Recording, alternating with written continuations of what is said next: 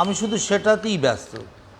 কিন্তু আমার সহকর্মী বা আমার সঙ্গে যারা গেছে তারা কোথায় গেলেন, তারা ঠিকমতো বাড়ি ফিরলেন কি না, আমরা এইটুকু খোঁজও কেউ কখনো নিই না। ওখানে অত মানুষ ছিলেন, সমস্ত কাজকর্ম হলেন, তারা কেউ খোঁজ খবর একবার দেখবার চেষ্টাও করলো না যে রাহুল বন্দ্যোপাধ্যায় তিনি কোথায়। অর্থাৎ প্রত্যেকে আমরা কিন্তু খুব আত্মকেন্দ্রিক এবং স্বার্থপর। এই আত্মকেন্দ্রিকতাই কিন্তু আমাদের সমাজের মূল রোগ, এবং আমাদের এই আত্মকেন্দ্রিকতাই কিন্তু এই রাহুল বন্দ্যোপাধ্যায়ের মৃত্যুর জন্য মূল দায়ী। এবং ঠাকুরের কাছে আমাদের প্রার্থনা, এই আত্মকেন্দ্রিকতা থেকে আমরা যেন দূরে সরে আসতে পারি। রামকৃষ্ণ লোকে তার বিদেয়ী আত্মা যেন শান্তি লাভ করে, এই প্রার্থনা তো আমাদের থাকবেই। চলুন আজকে যাই আমাদের আলোচনার বিষয়। তা ভৈরবী মা, তাকে নিয়ে আজকে আমাদের আলোচনা। মহাসাধিকা এবং ভারতবর্ষের তন্ত্র জগতের সম্রাজ্ঞী তাকে বলা যায়। এরকম বড় তন্ত্র সাম্রাজ্ঞী কোনো দিন আসেননি কখনো। তা এখন ঠাকুর হঠাৎ হৃদয়রামকে ডাকবেন, ডেকে বলছেন, অরিদু তাড়াতাড়ি ঘাটে যা, গিয়ে দেখ একজনকে এসেছে। তো হৃদয় তখন বললেন যে কে আসবে, কি ব্যাপার, আর তুই যা না, দেখ না। হৃদয়রাম নৌকার ঘাটে গেলেন, এবং নৌকার ঘাটে গিয়ে তো হৃদয় একদম অবাক। নৌকা থেকে নামছেন এক অসামান্য রূপবতী একজন যোগিনী ভৈরবী। কী রূপ তার, এবং সেই রকমই সমস্ত দেহে একদম তারুণ্যে ভরা, যৌবনবতী, এবং তার রূপ যৌবনের একবারে ছটায় চারিদিক যেন উদ্ভাসিত। অবশ্যই তার মধ্যে আধ্যাত্মিক ছটাই বেশি। তিনি গিয়ে হঠাৎ একটু কিন্তু করছেন, এরকম একজন অল্প বয়স্কা এমন অসামান্য, তাকে নিয়ে যাব আমার মামার ঘরে, পাঁচজনে পাঁচ কথা কত রকম তো বলবে, লোকের তো আর নিন্দুকের তো আর অভাব নেই। তা তিনি গিয়ে তখন বললেন যে দেখুন, আমার মামা একবার আপনাকে ডাকছেন। সঙ্গে সঙ্গে ভৈরবী মা বললেন, হ্যাঁ চলো বাবা, আমি তোমার মামার সঙ্গে সাক্ষাৎ করার জন্যই এসছি। হৃদয়রাম একটু চমকে গেলেন, সে আবার কি কথা, মামার সঙ্গে সাক্ষাৎ করবার জন্য এসছে, একে তো কোনো দিন আমি দেখিনি, মামাও কোনো দিন দেখেনি, এইখানে আসছেন। যাই হোক, হৃদয়রাম তাকে নিয়ে এলেন, এবং হৃদয়রাম তাকে নিয়ে আসার পরেই তখন ঠাকুর একবারে তাকে মা মা মা মা বলে একদম কেঁপে উঠলেন রীতিমতো। ভৈরবী মা তাকে শান্ত করলেন, এবং তারপরে ঠাকুর ভৈরবী মায়ের কাছে গিয়ে কত রকমের কথা, মা ছেলের কত কথা। কি কথা? ছেলের যেমন কষ্ট হলে মায়ের কাছে গিয়ে বলে, মা আমার পেটে ব্যথা করছে, কি গাজালা করছে, কি আমার শরীরটা ভালো লাগছে না। ঠাকুর অনর্গল মাকে বলতে আরম্ভ করলেন, ভৈরবী মাকে, জানো আমার সমস্ত গায়ে কি জ্বালা, প্রচণ্ড জ্বালা, এবং আমি সারা দিন গায়ে গঙ্গা মাটি লেপন করে থাকি, তাতেও জ্বালা কমে না, গাটা এত গরম হয়, সেই গঙ্গা মাটি পুড়ে শুকিয়ে গা থেকে ঝরে যায়। ভৈরবী তাকে শান্ত করেন, আমি সব জানি বাবা, আমি সেই কারণেই আমি এসেছি। তো তুমি সব জানো, তুমি সেই কারণেই এসেছো? বলল, হ্যাঁ, আমি মহামায়া তারই নির্দেশ মতেই এসেছি, এবং সেই যে মহামায়া তার নির্দেশে আমি তোমাকে খুঁজে বেড়াচ্ছিলাম বাবা, চারিদিকে আমি খুঁজে বেড়াচ্ছিলাম। আমাকে নির্দেশ দেওয়া হয়েছিল তিনজন, সেই তিনজনের মধ্যে দুজনের দেখা আমি পেয়েছি বরিশালে দুজন রয়েছেন, একজনের নাম চন্দ্র, আরেকজনের নাম গিরিজা।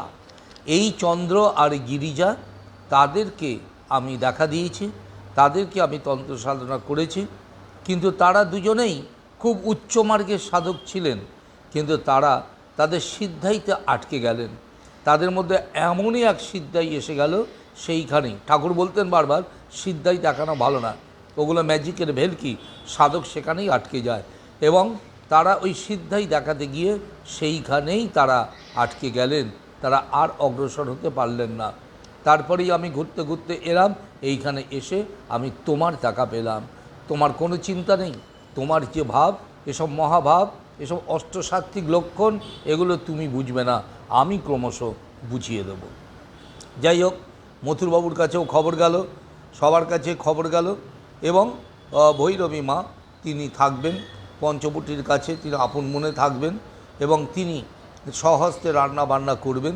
এবং তিনি নিজেই বলেছেন যে তিনি মাত্র একবার খান একাহারি এবং খুব স্বল্প তিনি খান, এবং তাকে বলা হলো যে মথুরবাবুর নির্দেশ ওই ভাণ্ডার ঘর থেকে তার যা লাগবে সেগুলো যেন নিয়ে আসা হয়। ভৈরবী মা রয়ে গেলেন।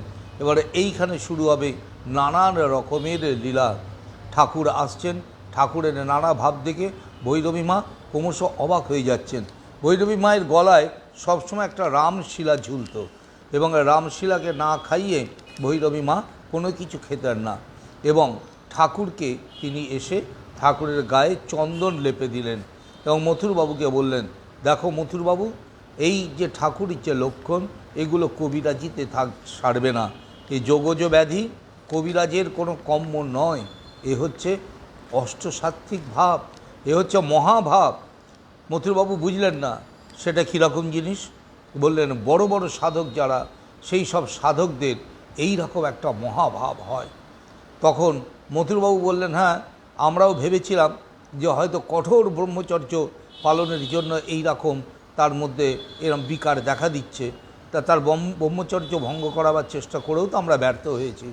ভৈরবী বললেন, সর্বনাশ করেছো, ওই রকম নয়, এসব তোমরা বুঝবে না। মহাপ্রভুর এই যে অষ্টসিদ্ধি ভাব হতো, সেই ভাবের অনেকগুলো লক্ষণ আছে, 8টা লক্ষণ আছে। স্বরভঙ্গ, কম্পন, শিহরণ, স্বপ্ন, এরম ধরনের 8টা জিনিস আছে। এই সব লক্ষণগুলো তোমার এই ঠাকুরের মধ্যে দেখা যাচ্ছে, এই গদাধরের মধ্যে দেখা যাচ্ছে। সুতরাং এই হচ্ছে অষ্টসাত্ত্বিক ভাব। তুমি পণ্ডিত সভাটবা আহ্বান করো, আমি সমস্ত পণ্ডিতদের সাথে তর্ক করে আমি বুঝিয়ে দেব যে এই যে মহাভাব, এটা মহাসাধকের লক্ষণ, ইনি এক মহাসাধক। এইবারে এনারই এই দেহের মধ্যে নিত্যানন্দ এবং চৈতন্যদেব তাদের আবির্ভাব হয়েছেন। মথুরবাবু এত কথাটা বোঝেন না। মথুরবাবু মনে মনে ভাবেন যে এই এত রূপ আর এই রকম তারুণ্যে ভরা জীবন নিয়ে ভৈরবী মা একা একা ঘুরে বেড়ান, এবং তিনি তার যে পবিত্রতা সেটা রক্ষা করলেন কি করে, রক্ষা করতে পেরেছেন কি? তিনি একদিন একটি শব্দ ব্যবহার করলেন ভৈরবী মায়ের ক্ষেত্রে। শব্দটি খুব একটা ভালো নয়। ভৈরবী মাকে মথুরবাবু একদিন হঠাৎ বললেন যে, আচ্ছা তুমি তো ভৈরবী, তাহলে ভৈরব কোথায়? তখন ভৈরবী মা কিছুক্ষণ চুপ করে থেকে আঙুল দিয়ে শিবকে দেখিয়ে দিয়ে বললেন, ওই হচ্ছে শিব, সে সব হয়ে পড়ে রয়েছে, তাকে জাগাবার জন্যই আমি এসেছি। এর মধ্যে কিন্তু একটা মস্ত বড় গূঢ় আধ্যাত্মিক তাৎপর্য ছিল। শিব সব হয়ে পড়ে রয়েছে এবং শিবের সেই শক্তিতে প্রকৃতি জেগে উঠেছেন, সেই হলেন মা কালী।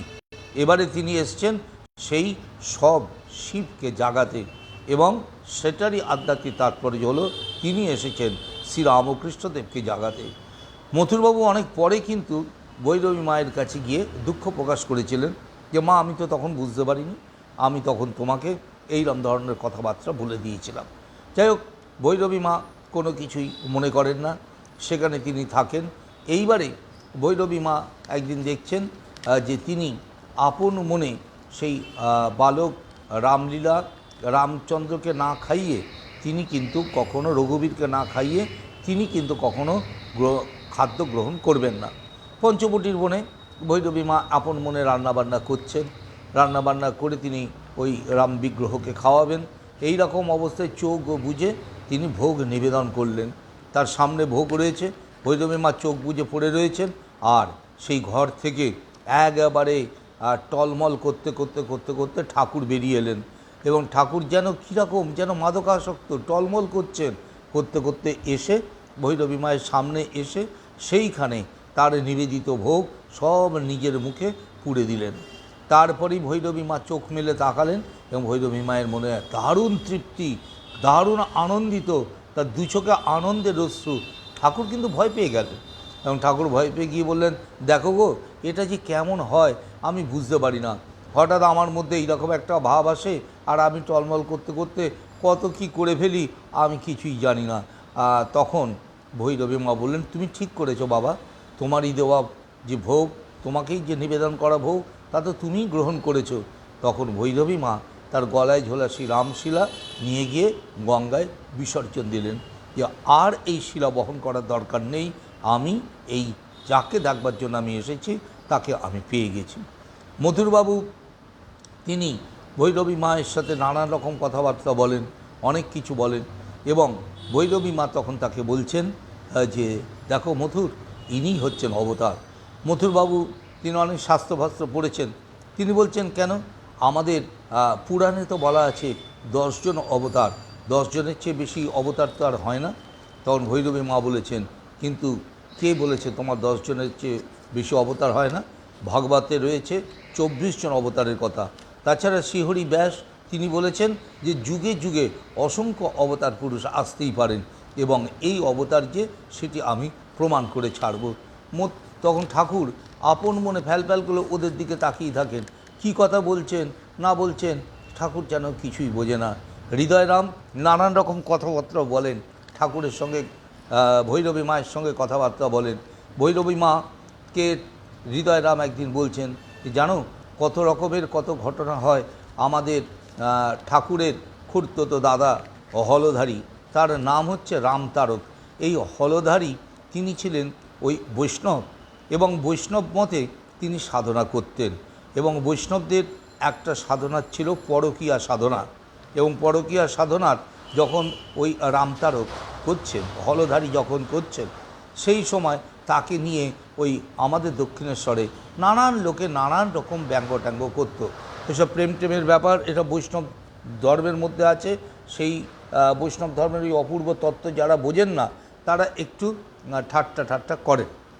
এই যে হলধারীকে নিয়ে নানান লোকে নানান রকম ঠাট্টা করছেন, এটা বালক গদাধরের কিন্তু পছন্দ হচ্ছে না। হলধারীর সাথে তার সম্পর্কটা হচ্ছে এই যে এই ভাব, আবার এই ঝগড়া, এই রকম একটা ব্যাপার।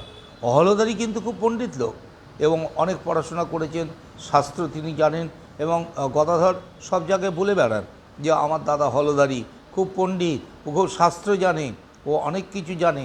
কিন্তু দাদার নামে এই রকম সবাই বলছেন, এই কথা শুনে ওই গদাধর গিয়ে একদিন ওই হলধারীকে বললেন যে তুমি এই যে সব সাধনাগুলো করছো, এই সব সাধনাগুলো ঠিক না, এই যে পরকীয়া তন্ত্র এইগুলো করা ঠিক না। হলধারী ছিলেন বাকসিদ্ধ, যা বলবেন তাই হবে। সঙ্গে সঙ্গে হলধারী বললেন যে তুই এই সমস্ত কথা বলছিস তো, তাহলে তোর কিন্তু ওই মুখে রক্ত উঠবে। তখন ঠাকুর বললেন যে সে কী গো, আমি অন্য লোকে আজে বাজে কথা বলে বলে আমি সহ্য করতে পারি না, তুমি আমাকে এরকম শাপ দিয়ে দিলে। তখন রামতারক বা হলধারী তিনিও বুঝলেন যে কথাটা বলা ঠিক হয়নি, কিন্তু মুখ থেকে বেরিয়ে গেছে।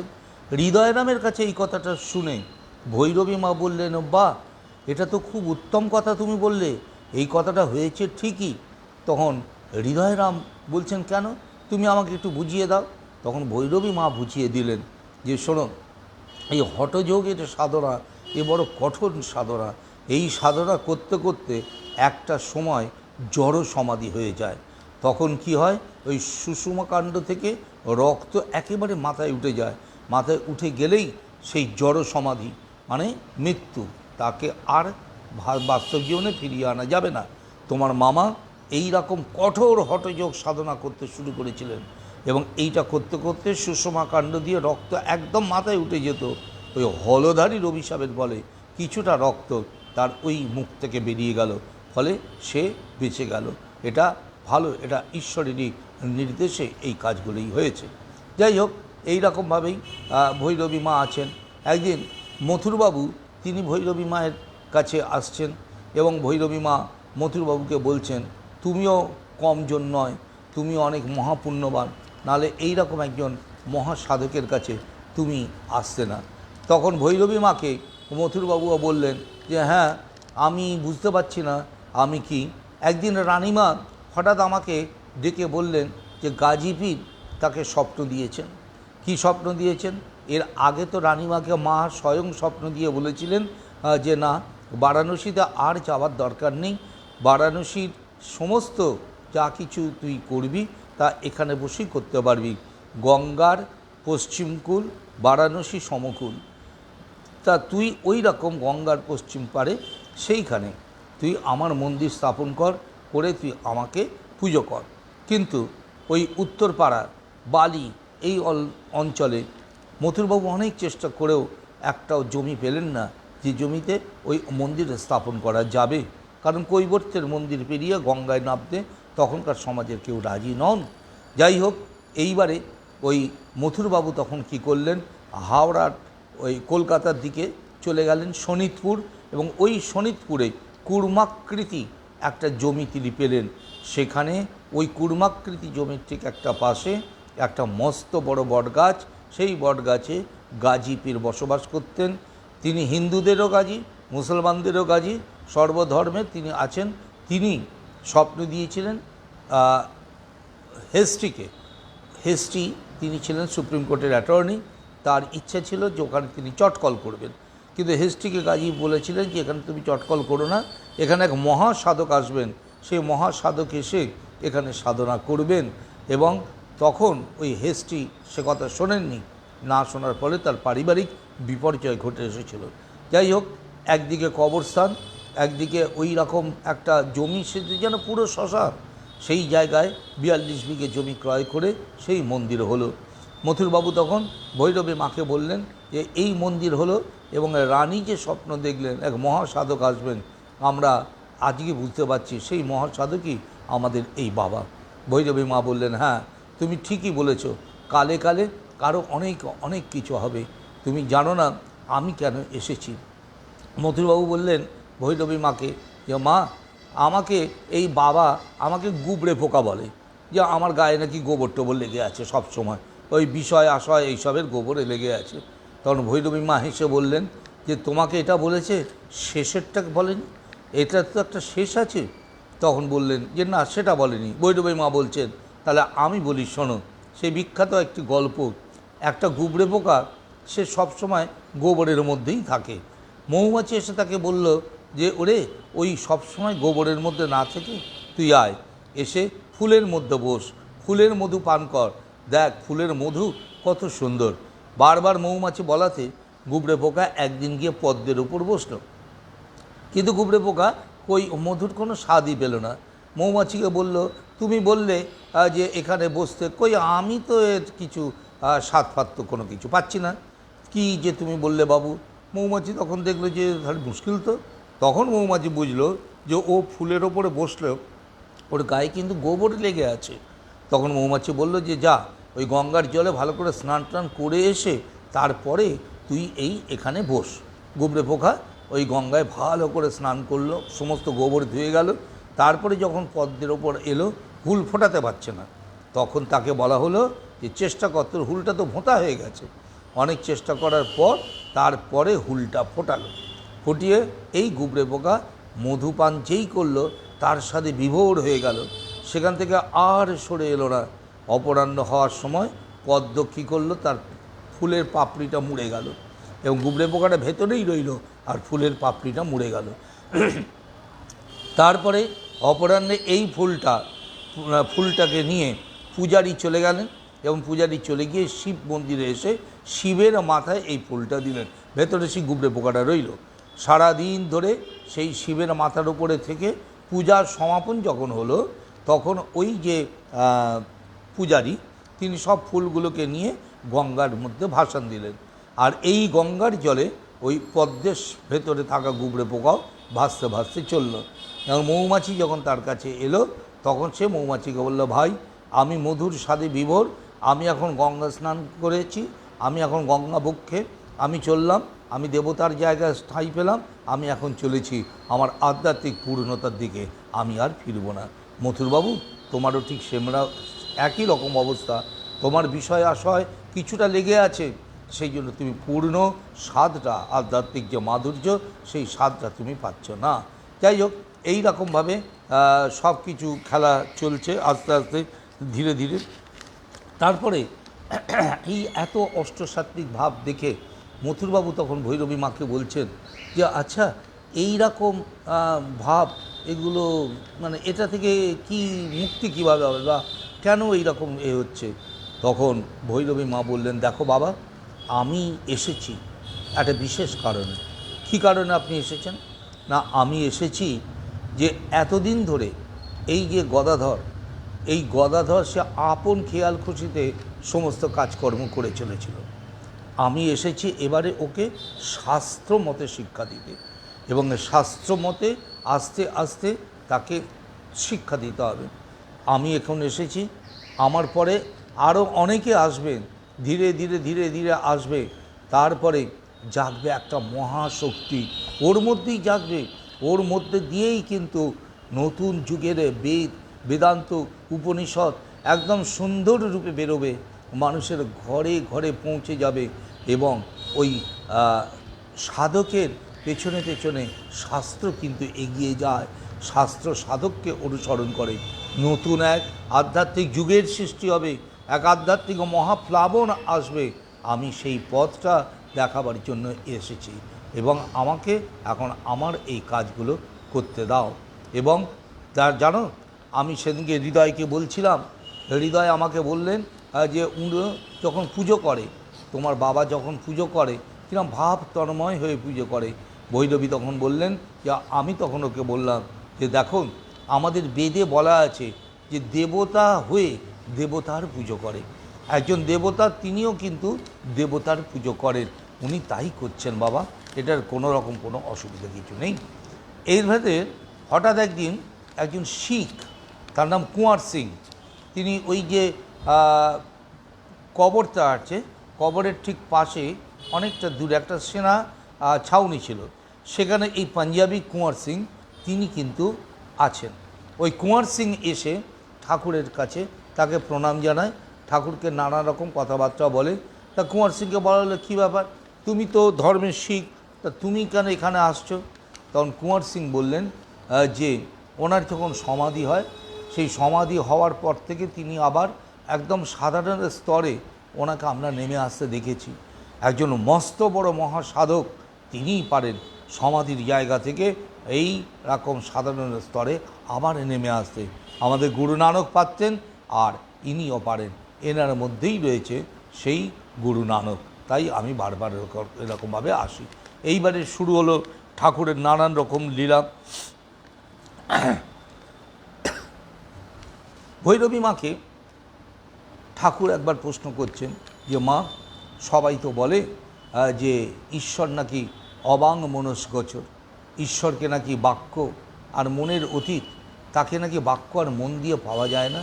ভৈরবী মা বললেন, বাবা তুমি ঠিকই বলেছ, ঈশ্বর অবাং মনস্গোচর, মনের অগোচরে থাকবে, কিন্তু বিষয় আসক্ত যে মন, সেই মনের গোচরে ঈশ্বর কখনো আসে না।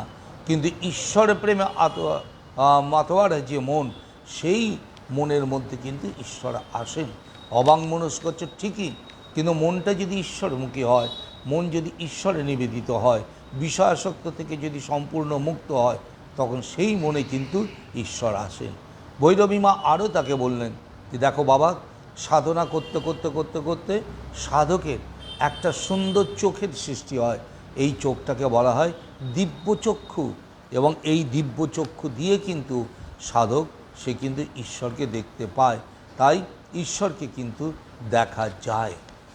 এই রকম একটি কথা বলা হলো, এবং ঠাকুর তখন আপন মনে সে চলছেন, আপন মনে কথাবার্তাগুলো বলছেন, এবং ভৈরবী মা তাকে আস্তে আস্তে আস্তে আস্তে ওই সাধনার দিকে তিনি নিয়ে যাচ্ছেন।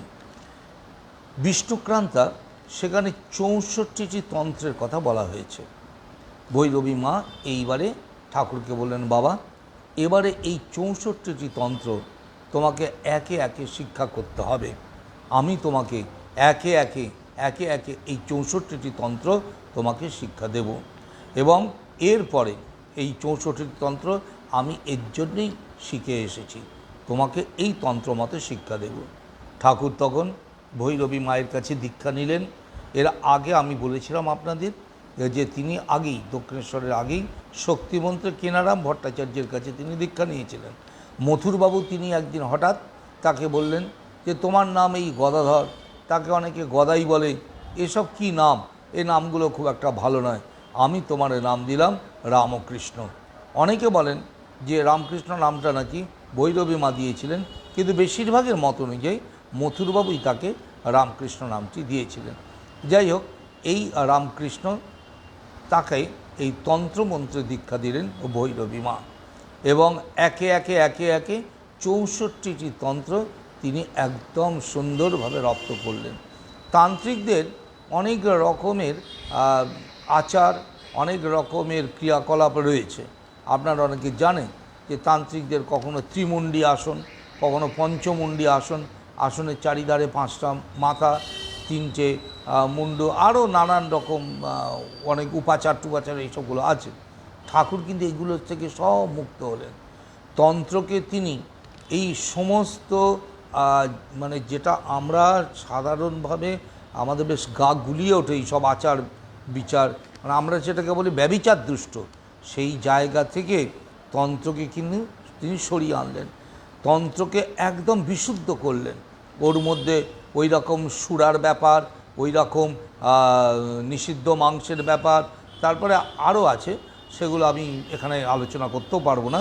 তন্ত্রের মধ্যে এত কিছু বাজে ব্যাপার আছে, সেইগুলো কিন্তু একদম সরিয়ে তন্ত্রকে একদম সুন্দর একটা বিশুদ্ধ রূপ দিলেন এই জগৎ শ্রেষ্ঠ সাধক আমাদের ঠাকুর।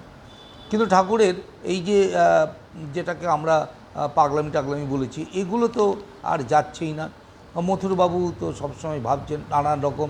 একদিন হঠাৎ ওই হলদার এই হৃদয়রাম তিনি হঠাৎ এসে ঠাকুরকে বিরক্ত করছেন, বলছেন, দেখো মামা, ওই যে দেখছো এই যে রামকৃষ্ণ রামকৃষ্ণ বলছেন, তুমিও রামকৃষ্ণ আমিও রামকৃষ্ণ, এ আবার কী কথা?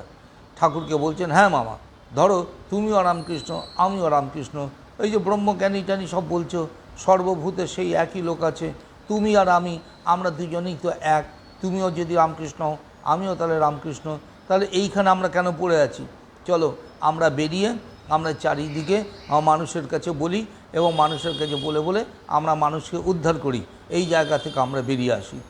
তখন রামকৃষ্ণ বললেন, এইসব কী বলছিস রে হৃদয়, তুই ওই আমাকে নিয়ে গিয়ে ওই রাস্তায় গিয়ে তুই রামকৃষ্ণ ফেরি করবি? দূর হয়ে যা, একদম দূর হয়ে যা, তোকে মা কিন্তু শুনেছে, তোকে মা এখান থেকে বার করে দেবে, তারপরে তুই রামকৃষ্ণ ফেরি করতে চেয়েছিস তো তোকে কিন্তু কাপড় ফেরি করে করে চলতে হবে, তোর এখানে কিন্তু ঠাঁই হবে না। তখন হৃদয়রাম বললেন, সে কি মামা, তুমি আমাকে এরকম অভিশাপ দিলে?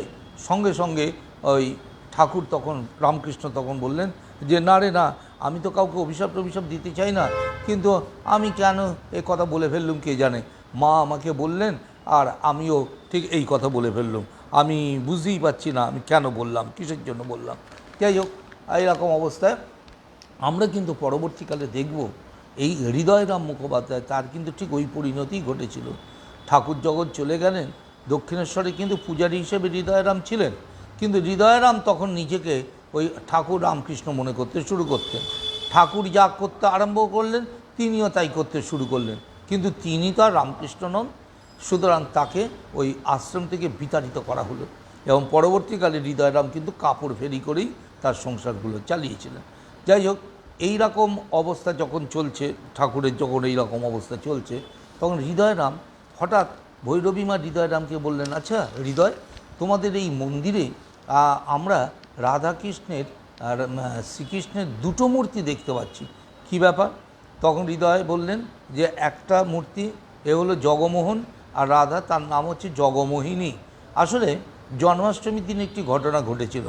আমাদের মন্দিরের পূজারী ছিলেন ক্ষেত্রনাথ চট্টোপাধ্যায়, তাই জন্মাষ্টমীর দিন এই ক্ষেত্রনাথ চট্টোপাধ্যায় বিগ্রহকে স্নান করাতে নিয়ে যাচ্ছিলেন, আর মেঝেতে পড়েছিল জল, আর সেই জলে পা হড়কে যায় আমাদের ক্ষেত্রনাথ চট্টোপাধ্যায়, এবং তাতে তার হাতের বিগ্রহের পা ভেঙে যায়।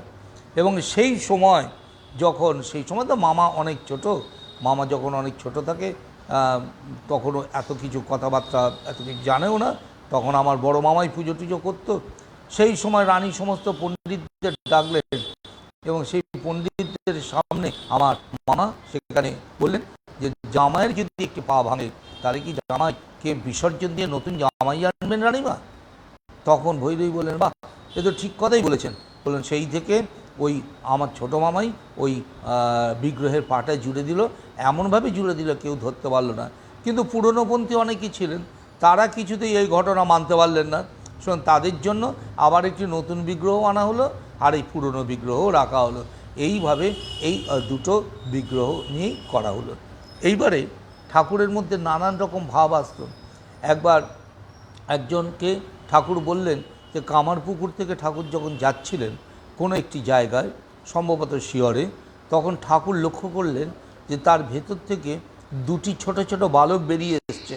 বেরিয়ে এসে তারা নৃত্যটিত্য করছেন, করতে করতে করতে করতে আবার তারা তার দেহের মধ্যে ঢুকে পড়েছেন। ভৈরবী মায়ের ঘটনা শুনেই বললেন যে হ্যাঁ, তোমার ভেতর থেকেই বেরিয়ে এসছে শ্রীচৈতন্য আর নিত্যানন্দ, তারাই আবার তোমার শরীরের মধ্যে প্রবেশ করেছেন। ঠাকুর ফ্যাল ফ্যাল করে চেয়ে থাকেন। ঠাকুরকে একজন সাধক বললেন, তুমি সবসময় ভাব মুখে থাকবে, কে কী বলছে জানার দরকার নেই। ঠাকুরও তাই, তার ভাবের মধ্যে যা সে মনে করে তাই সে বলতে শুরু করে। একবার তার ভেতরে দাস্য ভাব এলো, শ্রীরামচন্দ্র প্রভু আর তিনি হচ্ছেন তার দাস। তখন তার মধ্যে সবচেয়ে দাস্যভাব সবচেয়ে ভালো ফুটে উঠেছে, মহাবীরের মতো। তখন তিনি ল্যাজ তৈরি করলেন কাপড় টাপড় দিয়ে, এবং গাছে উঠছেন, নিচে নামছেন, এবং খোসা শুদ্ধ ফল খাচ্ছেন। মথুরবাবু অনেক কিছু ভাবছেন, কিন্তু ভৈরবী মা বলছেন যে না, এ হলো দাস্যভাব, এটা তুমি বুঝবে না।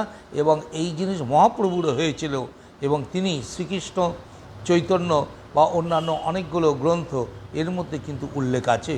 এবং মহাপ্রভু নিজেই বলে দিয়ে গিয়েছিলেন যে তিনি আবার আসবেন। সেই মহাপ্রভুই এসছেন এবারে ওই শ্রীরামকৃষ্ণের মধ্যে তিনি রয়েছেন, নিত্যানন্দ প্রভুও তিনি রয়েছেন। যাই হোক, এতে একটা ভাব, দাস্যভাবে শ্রীরামকৃষ্ণ রয়েছেন। হঠাৎ ঠাকুরের খেয়াল হলো যে তিনি মধুরভাবে থাকবেন। মধুরভাবে থাকবেন মানে তিনি ওই ব্রজগোপী হবেন। তিনি ভৈরবী মাকে বললেন, তুমি আর আমি, আমরা দুজনে ব্রজগোপী হয়ে আমরা শ্রীমতী মানে রাধার আরাধনা করব। তখন ভৈরবী মা মথুরবাবুকে বললেন, মথুরবাবু সমস্ত ব্যবস্থা করে দিলেন, শাড়ি গয়না টয়না সব কিছু এলো, এবং ঠাকুর তখন ওই ব্রজগোপী সাজলেন, ভৈরবী মাকেও সাজালেন।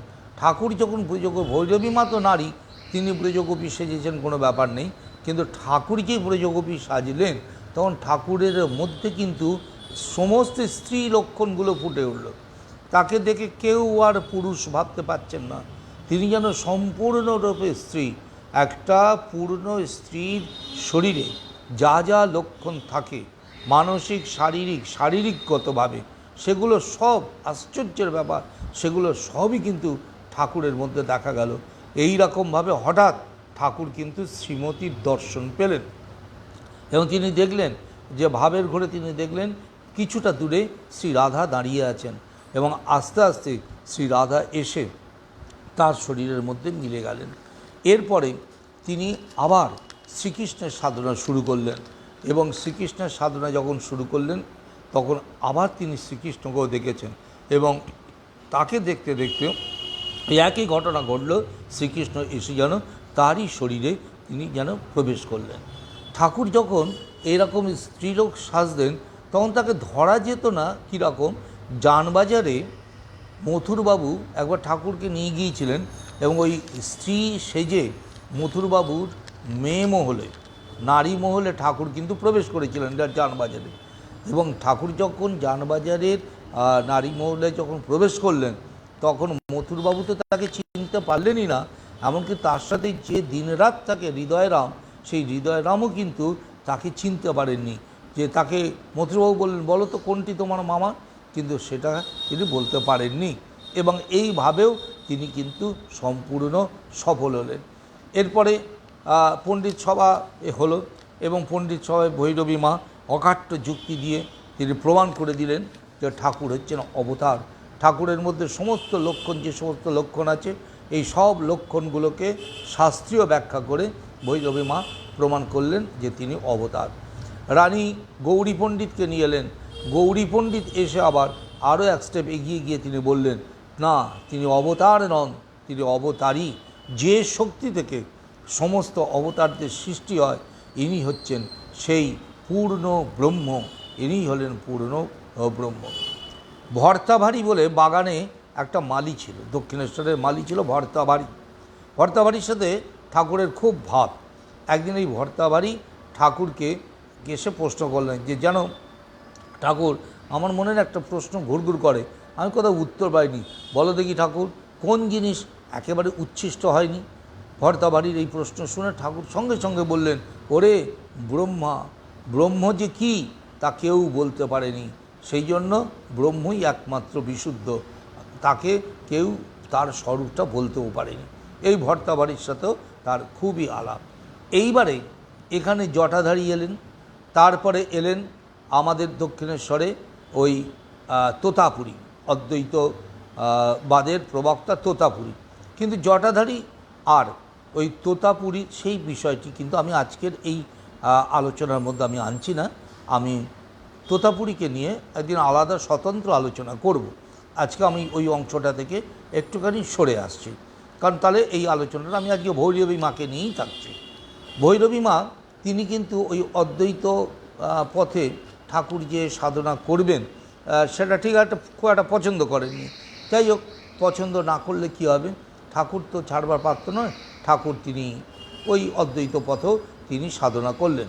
এদিকে ভৈরবী মা তিনি একদম মায়ের মতো, মা যেরকম তার পুত্রকে আগলে রাখে ঠিক সেই রকমভাবে ভৈরবী মা তিনি তার পুত্র সন্তানের মতো তাকে আগলে রাখলেন।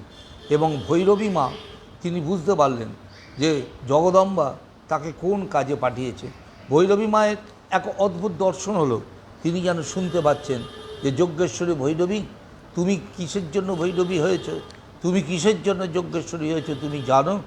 শুধুমাত্র রক্ত বর্ষণ পড়লে, গেরুয়া বর্ষণ পড়লে, মালা পড়লে, চন্দন পড়লে যোগিনী হওয়া যায় না। যোগিনী হতে গেলে তার একটা বিশেষ উদ্দেশ্য থাকে। তুমি কি উদ্দেশ্যে এই রকম যোগিনী হয়েছে সেটা তো তুমি জানো। তোমাকেই জাগাতে হবে, তোমাকে আসতে হবে। এই যে শক্তি, একে জাগাবে তুমি, তোমার পরে আরও অনেকে আসবে, ধীরে ধীরে ধীরে ধীরে একটা মহাপ্লাবন হবে, সেটা তোমার হাত ধরেই হবে, তুমি তার রক্ষক হবে। এবারে এই ভৈরবী মা তাকে একদম সন্তানের মতো আগলে রাখেন। ঠাকুর এবারে যাবেন কামারপুকুর এবং ভৈরবী মাও যাবেন কামারপুকুরে। ভৈরবী মা ঠাকুরকে নিয়ে কামারপুকুরে গেলেন। এর মধ্যে আরও অনেক ঘটনাই ঘটে গেছে। সেখানে রানীমা তিনি চলে গেলেন। ঠাকুর বলেছিলেন যে জগদম্বার যে অষ্টসাধিকা আছে তার প্রথম হচ্ছেন মঙ্গলা, এবং রানী রাসমণি হচ্ছেন সেই মঙ্গলা, স্বয়ং মা দুর্গা জগদম্বার প্রথম সাধিকা, অষ্টসাধিকার একজন। তার কাজ শেষ হয়ে গেল। কাজ শেষ হয়ে যাওয়ার পর তিনি কিন্তু চলে গেলেন। কামারপুকুরে এলেন ঠাকুর, তার সঙ্গে এলেন ভৈরবী মা। ভৈরবী মা কামারপুকুরে এসে সব কিছু দেখছেন, সবাইকে সব কিছু বলছেন। এবং ঠাকুর তখন এর মধ্যে তোতাপুরীও এসে গেছে, জটাধারীও এসে গেছে। ঠাকুরও কিন্তু অনেকটা এগিয়ে গেছেন, অনেক পথেই তিনি এগিয়ে গেছেন। এবারে তাকে আরও অনেক বড় বড় কাজ করতে হবে। হৃদয় রামও এসে গেছেন। এইখানে এক ঘটনা ঘটল হঠাৎ। সেখানে কাঙালিরা তারা খাওয়া দাওয়া করে চলে গেছেন, আর ভৈরবী মা তিনি গিয়ে ওই এঁটো পাতাগুলো কুড়োচ্ছেন। হৃদয় রাম চিৎকার করে ওই এঁটো কুড়োতে বারণ করলেন, বললেন এইসব এঁটো কুড়োবে না তুমি, কাঙালিদের উচ্ছিষ্ট আমরা ছুঁই না, আমরা অত্যন্ত উঁচু দরের আমরা ব্রাহ্মণ। তখন ভৈরবী মা বললেন, সে কি, তুমি কার সঙ্গে দিনরাত থাকো জানো না? তুমি যার সঙ্গে রয়েছ তার কোনো বাণী তোমার মনে পড়েনি? আমি কিন্তু অদ্বৈতবাদী, আমি সর্বভূতে ব্রহ্ম আছে এটাই আমি মনে করি। সুতরাং কাঙালি আর আমরা কেউ আলাদা নয়, আমি জাতপাত কোনো কিছু মানি না। হৃদয়রাম তখন বললেন, ওটা তোমার দক্ষিণেশ্বরে গিয়ে যা বলার বলবে, এটা কামারপুকুর, এখানে ওসব চলবে না। এখানে আমরা জাত মানি, আমরা উচ্চদরের ব্রাহ্মণ, আমরা সকলের শ্রেষ্ঠ, কাঙালিরা নিকৃষ্ট, এই সমস্ত নানান কথা বললেন। ভৈরবী মা শুনলেন না। ভৈরবী মা বললেন, সে কি, তোমার এখনও বিন্দুমাত্র পরিবর্তন হলো না? তুমি শ্রীরামকৃষ্ণের সঙ্গে সঙ্গে থাকছো, কিন্তু হৃদয় কোনো কথা শুনছেন না। আর ভৈরবী মাও কী করলেন, জোর করেই সেই কাঙালিদের যে এঁটো কাটা যেগুলো আছে পাতগুলো, সেইগুলোকে তিনি কুড়োলেন। এবং সেইগুলোকে যেই কুড়োলেন, হৃদয়ের তো মাথা গরম হয়ে গেল। হৃদয়রাম তখন সামনে একটা খুঁড়ি ছিল, সেই খুঁড়িটা ছুঁড়ে মারলেন ভৈরবী মাকে, এবং ভৈরবী মায়ের কানের কাছে এসে খুঁড়িটা লাগলো এবং কেটে গিয়ে রক্ত পড়তে শুরু করলো। সঙ্গে সঙ্গে ছুটে এলেন শ্রীরামকৃষ্ণদেব। তিনি তখন হৃদয়কে বললেন, এ কী করলি তুই? ভারতবর্ষের সর্বশ্রেষ্ঠ তন্ত্র সাধিকা, ভারতবর্ষে এরকম সাধিকার নেই, এত বড় একজন যোগিনী, এত বড় একজন সাধিকা, আমার মা, আমার গুরু, তুই তাকে আঘাত করলি, তার রক্ত ঝরালি, এই ব্রাহ্মণের ভিটে তুই এত এত বললি, সেখানেও রক্ত ঝরল। সবাই এলো এবং হৃদয়রামকে তৎক্ষণাৎ ভৎসনা করলো, সবাই মিলে ভৎসনা করলো। কিন্তু হৃদয়রাম তারপরে খুব অনুতপ্ত হয়ে গেলেন, হঠাৎ আবেগের বশে করে ফেলেছেন। কিন্তু এগুলো সবই কিন্তু জগদম্বা করাচ্ছেন। হৃদয়রাম এত অনুতপ্ত হয়ে গেলেন যে হৃদয় তখন সেখান থেকে মন খারাপ হয়ে কোথায় যেন চলে গেলেন, হয়তো নিজের বাড়ি শিয়র টিয়রে চলে গেলেন, তাকে খুঁজে পাওয়া যাচ্ছিল না। কিন্তু ভৈরবী মা একদম গম্ভীর, কোনো কথাবার্তা খুব একটা বলছেন না। সবাই এসে তার কাছে দোষ স্বীকার করলেন এবং ঠাকুর এসে তার কাছে চুপটি করে বসে রইলেন। তারপরে তিনি আস্তে আস্তে উঠে বললেন, ভৈরবী মা বললেন, দেখো এটা হওয়ারই ছিল। কেন? কারণ এটা জগদম্বাই ঘটিয়েছিলেন। তোমরা সবসময় জানো যে রমতা সাধু আর বহতা পানি, যে সাধু ঘুরে ঘুরে বেড়ায় আর নদীতে যে জল যায় সে কিন্তু কখনো এক জায়গায় স্থির হয়ে থাকে না। জলে যেরকম স্থির হয়ে থাকে না, নদীর জল এগিয়ে যায়, তেমনি রমতা সাধু, আমি তো রমতা সাধু, আমি তো এক জায়গায় স্থির হয়ে থাকতে পারি না। আমি এখানে তোমার মায়ায় পড়ে গিয়েছিলাম। তুমি বাবা, তোমাকে সন্তান স্নেহ করে আমি এখান থেকে ছেড়ে যেতে পারছিলাম না। আমাকে এইরকম প্রবল ধাক্কা দিয়ে, এই আঘাত দিয়ে, হৃদয়রামের মাধ্যমে এই আঘাত দিয়ে জগদম্বা আমাকে দেখিয়ে দিলেন যে এখানে তোমার আর থাকা চলবে না, এবার এখান থেকে তোমাকে যেতে হবে। তুমি রমতা সাধু একটি জায়গায় স্থিত হয়ে তুমি থাকবে না। ঠাকুর তখন উঠে বললেন, তাহলে কি তুমি চলে যাচ্ছ? তখন ভৈরবী মা তিনি চারিদিক থেকে ফুল মালা টালা নিয়ে এলেন, মালা টালা নিয়ে এসে ঠাকুরকে সাজালেন এবং ঠাকুরকে সাজিয়ে বললেন, আমি আজকে তোমাকে গৌরাঙ্গ বেশে সাজালাম, আমি তোমাকে এই গৌরাঙ্গ বেশে দেখতে চাই। ঠাকুরকে গৌরাঙ্গ বেশে সাজালেন। ঠাকুর একটি মালা নিয়ে ওই ভৈরবী মাকে দিলেন। ভৈরবী মা বললেন, দেখো আমি তো প্রকাশ্যে বাইরে তোমাকে প্রণাম করতে পারি না বাবা, কিন্তু আমি অন্তরে আমি তোমাকে প্রণাম করলাম। একটা নতুন ইতিহাস সৃষ্টি হলো। আমি আমার শিষ্যের মধ্যেই আমি আমার ইষ্টকে দেখেছি। আধ্যাত্মিক জগতে এটা সবচেয়ে বড় ঘটনা। আমারই শিষ্য, তার মধ্যে পেয়েছি আমার ইষ্ট। বাবা, তুমি এসেছিলে আমার শিষ্য হয়ে, তারপরে তুমি হলে আমার গুরু। আমি তোমার মধ্যেই আমি আমার ইষ্টকে খুঁজে পেলাম। এবার আমাকে তুমি অনুমতি দাও বাবা, আমাকে এবার চলে যেতে হবে। এবার আমি যাব, তোমাকেও এগিয়ে যেতে হবে। কালের ঘণ্টা বেজে গেছে, একটা মহা আধ্যাত্মিক প্লাবন আসছে, বিশ্বময় ছড়িয়ে পড়বে বেদ উপনিষদ, আমাদের সনাতন হিন্দু ধর্মের দারুণ সমস্ত বাণী, তবে তা কঠিন কঠোরভাবে নয়, তোমার মুখনিসৃত বাণীতে সহজভাবে, সহজে সুরে মানুষের ঘরে ঘরে বেদান্ত, ঘরে ঘরে উপনিষদ, সেগুলো পৌঁছে যাবে। এই কাজের জন্যই তুমি আবির্ভূত হয়েছো বাবা। আমি এবারে আমাকে অনুমতি দাও, আমি চললাম। তিনি ঠাকুরকে একটি মালা দিলেন। ঠাকুর একটি মালা দিয়ে তার গুরুরকে সমস্ত কিছু বললেন এবং ভৈরবী মা বললেন, জানো বাবা, তুমি আজকে আমাকে যে পথ দেখালে, তুমি আমাকে যে শক্তি তুমি দিলে, এটাই হচ্ছে তোমার গুরুদক্ষিণা। এরম গুরুদক্ষিণা কেউ দেয় না। যে শিষ্য, সে গুরুদক্ষিণা হিসেবে শিষ্য গুরুকেই শিষ্য করে নিল এবং তার সমস্ত তেজ, তার সমস্ত তপস্যার ঐশ্বর্য সে শিষ্যকে দিল। চললাম বাবা, তুমি আমাকে বিদায় দাও।